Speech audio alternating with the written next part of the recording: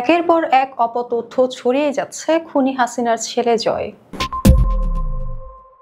Social মিডিয়ায় একের পর এক অপতথ্য ছড়িয়ে যাচ্ছে জুলাই গণহত্যায় মৃত্যুদণ্ডপ্রাপ্ত স্বৈরশাসক শেখ হাসিনার ছেলে সজীব ওয়াজেদ জয়। এবার গ্রেনেড উদ্ধারের পুরনো ছবি দিয়ে জয়ের পেজ থেকে ছড়ানো হচ্ছে অপতথ্য। এটি শনাক্ত করেছে প্রিন্স ইনস্টিটিউট বাংলাদেশ পিআইবি এর ফ্যাক্ট চেক ও media research team Bangla fact জানায়, গ্রেনেড উদ্ধারের পুরনো ছবি দিয়ে সজীব ওয়াজেদ জয়ের পেজ থেকে ছড়ানো হচ্ছে অপতথ্য। 2024 সালের 8 নভেম্বর যৌথ বাহিনী অভিযান চালিয়ে কক্সবাজারের উখিয়া উপজেলার মরাগাছাতলা এলাকা থেকে পরিত্যক্ত অবস্থায় 9টি গ্রেনেড উদ্ধার করে। সজীব ওয়াজেদ জয়ের শেয়ার করা ছবিটি সেই ঘটনার।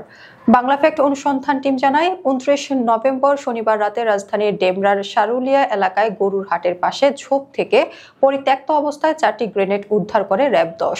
এই তথ্যের ভিত্তিতে খন্দকার তারেক রায়হান নামে একটি ফেসবুক অ্যাকাউন্টের ছবি সহ একটি পোস্ট রোববার সন্ধ্যা 6:59 নিজের ফেসবুক পেজে শেয়ার করেন ক্ষমতাচ্যুত সাবেক প্রধানমন্ত্রী মৃত্যুদণ্ডপ্রাপ্ত স্বৈরশাসক শেখ হাসিনার ছেলে সজীব ওয়াজেদ জয়।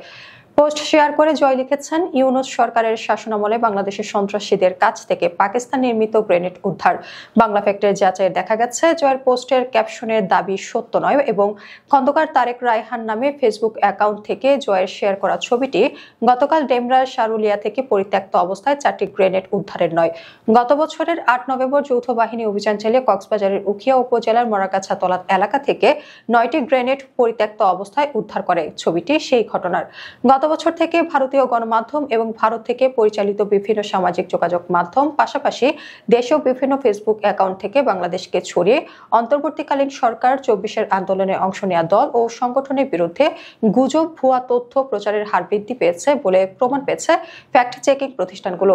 বাংলা ফ্যাক্ট জানায়, সাম্প্রতিক বছরগুলোতে বাংলাদেশের ডিজিটাল ভূদৃশ্য নাটকীয়ভাবে পরিবর্তিত হয়েছে।